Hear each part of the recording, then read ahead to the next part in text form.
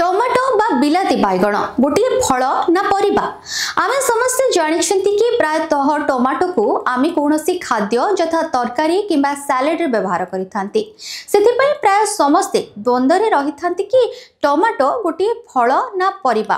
किंतु आपण जानिले आश्चर्य हेबे कि टमाटो गोटे परिबा नुहे बरं गोटे फल। कारण गोटे फल ताकू कह जाए जो फलर थिबा मंजी को बुणिले गछ होइथाय और तार फूलरू फल होइथाय।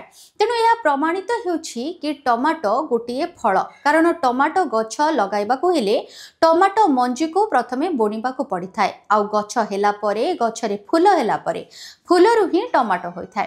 तेबे आपण जानिछंती कि एही टमाटो गछ को केउ ऋतुरे आउ केउ प्रणाली रे एहार मंजी बुणिले आपण सुस्थ गछ सह भल टमाटो पाई परिबे।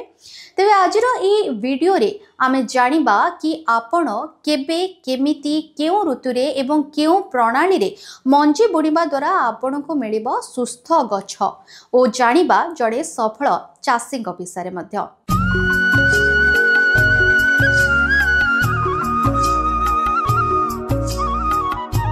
टमाटो को किए परिबा तो किए फल भाबुथिबा बेले एहार चाष करिबा अति सहज होइथाय।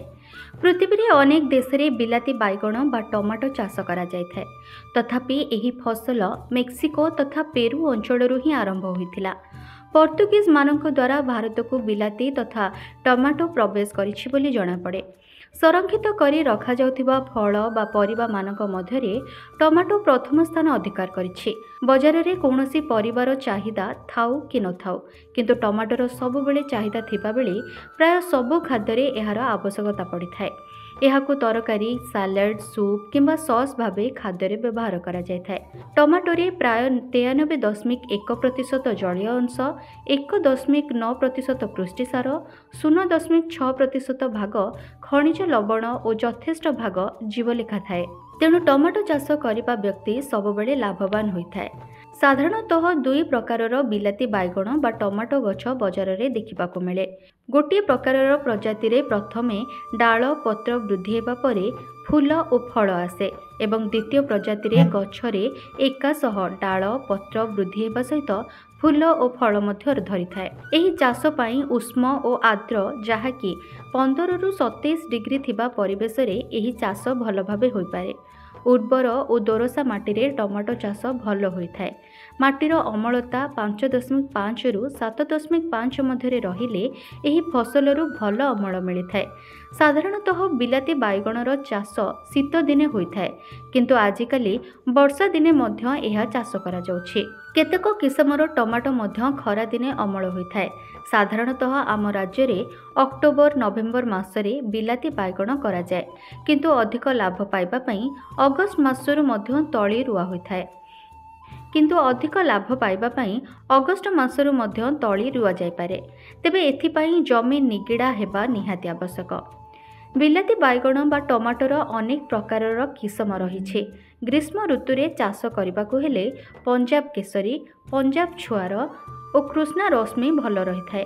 वर्षा दिन पाई उत्कल केसरी, उत्कल कुमारी, रजनी भल रही थाए और शीत दिन पाई उत्कल दीप्ति, उत्कल पल्लवी, रत्न और अवतार किसम विभिन्न ऋतु पाई भल रही थाए। जदि आमे जमी कथा कहिबा तेबे 1 एकर जमी रे टमाटो लगाइबा पई 200 ग्राम रो बिहन दरकार होइथाय। संकर जातीय किसम हेले एकर पिछा 60 ग्राम रो बिहन आवश्यक होइथाय।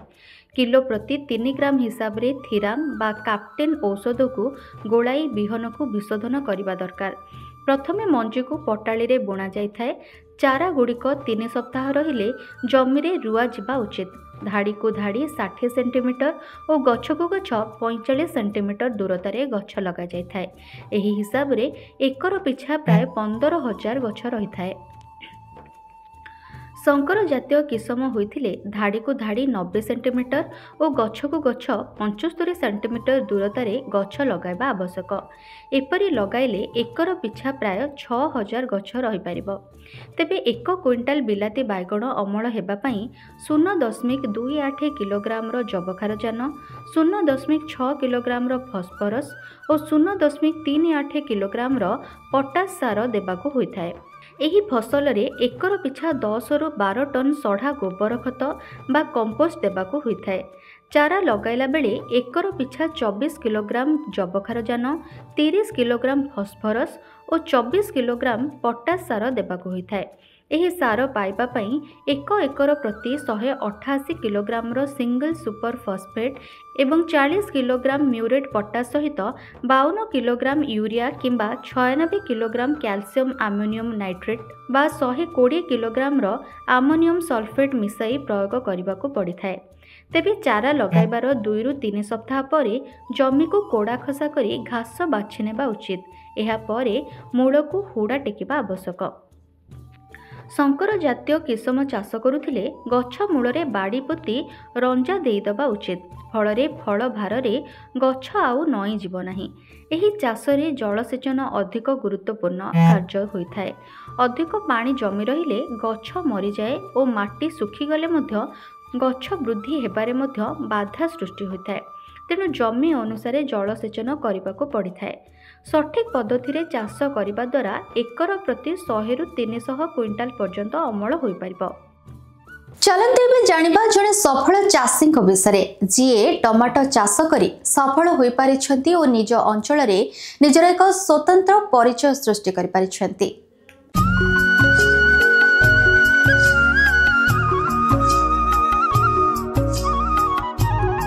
मालदा माने आंबर जिला एथर उत्तर बंगरे प्रथम थर पई पुराणा मालदा चाषी मनतोष राजवंशी एही मालदा जिले में चेरी टमाटो चाष करिसेंती।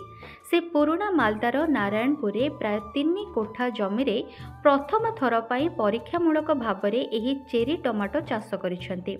से सिलीगुड़ीरू बिहन आनी जाल सेटरे चारा तैयारी करथिले एवं तापरे जानुआरी रे से सही चारा गुड़ी को जमी रे लगाइथिले। से मार्च प्रथम सप्ताहरु फल अमल आरंभ करथिले एवं एहा एबे पर्यंत चलीछे। एने से कहिसेंती जे प्रति गछरु अति कम रे 10 किलोग्राम अमल करा जाउछि।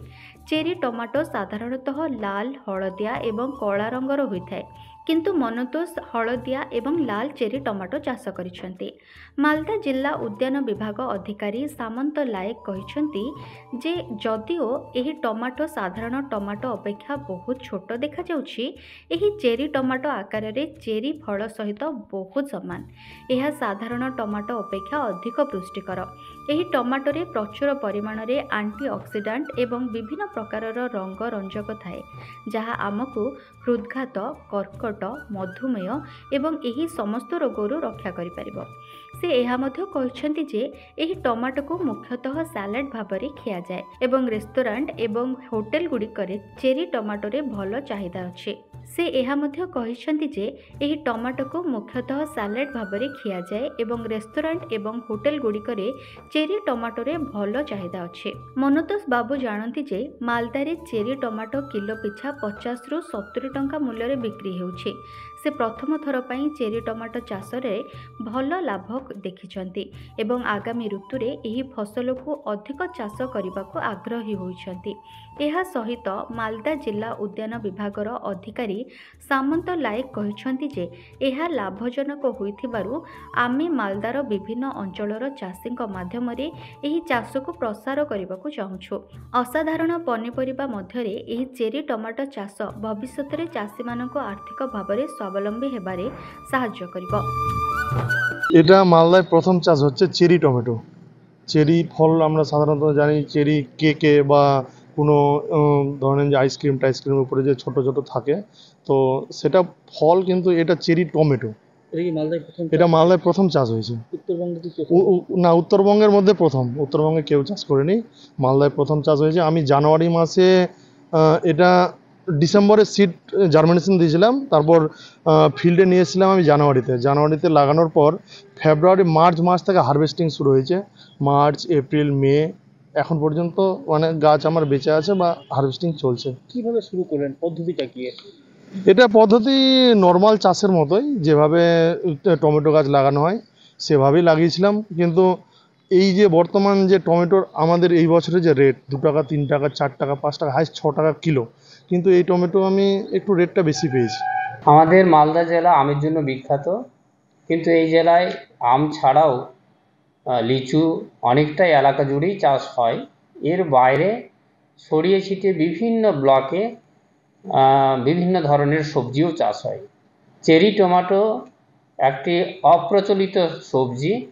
সাধারণ টমেটো থেকে এই টমেটোটা সাইজে ছোট, দেখতে অনেকটা চেরি ফলের মতো, বিভিন্ন কালারের হয়, ইয়েলো কালারের হয়, রেড কালারের হয়, এবং এটা টেবিল পারপাসের জন্য খুবই ভালো একটা সবজি, মানে স্যালাড হিসাবেও খাওয়া যায়। এখন আমাদের মালদা জেলাতে বেশ কিছু প্রগ্রেসিভ কৃষক জেলা উদ্যান পালন অফিসে যোগাযোগ করেছিল যে আমরা পলি হাউসে কীভাবে হাই ভ্যালু সবজি চাষ করতে পারি। সেই হিসাবে আমরা ট্রেনিং দিয়েছিলাম, প্রশিক্ষণ দিয়েছিলাম। আমাদের জেলাতে মনতোষ মণ্ডল বলে একজন কৃষক, যে তার পলি হাউসে আলুর যে সিড প্রোডাকশন হয়, সেই আলুর সিড প্রোডাকশনের সময়টা বাদ দিয়ে বাকি সময়টাই এই চেরি টমেটো বা ধনে পাতা চাষ বা আরও ব্রকলি, ক্যাপসিকাম, কালার ক্যাপসিকাম ইত্যাদি অপ্রচলিত সবজিগুলো চাষ করছে। তো চেরি টমেটো যেহেতু বিভিন্ন বড় বড় হোটেল ব্যবসায়ী যারা আছেন তারা তো অবশ্যই এই ধরনের সবজি যদি পায় তাহলে ওরা প্রকৃত অর্থে বেশি দাম দিয়ে হলেও ওরা কিনতে চাইবে। এবং এটা ভারতবর্ষর বাইরেও বিভিন্ন ডেভেলপড কান্ট্রিতেও যদি দেখা যায় তাহলে চেরি টমেটোর কিন্তু প্রচলন ভীষণ রয়েছে। ସ୍ୱାଗତିକା ଓ କଲିକତାରୁ ପ୍ରଶାନ୍ତ ରାଉଳଙ୍କ ରିପୋର୍ଟ, ଚର୍ଚ୍ଚା ନ୍ୟୁଜ୍। ଏଭଳି ଚାଷ ସମ୍ବନ୍ଧିତ ଆହୁରି ଭିଡ଼ିଓ ଦେଖିବାକୁ ଚାହୁଁଥିଲେ ଆମ ଚ୍ୟାନେଲକୁ ଲାଇକ୍, ସେୟାର ଓ ସବସ୍କ୍ରାଇବ୍ କରିବାକୁ ଭୁଲନ୍ତୁ ନାହିଁ। ଓ ଆପଣ ଯଦି ଆଉ କୌଣସି ଫଳ କିମ୍ବା ପରିବା କିପରି ଚାଷ କରିପାରିବେ ସେହି ସମ୍ବନ୍ଧିତ ଭିଡ଼ିଓ ଚାହୁଁଛନ୍ତି ତେବେ ଆମକୁ କମେଣ୍ଟ ସେକ୍ସନରେ ଜଣାଇବାକୁ ଭୁଲିବେ ନାହିଁ।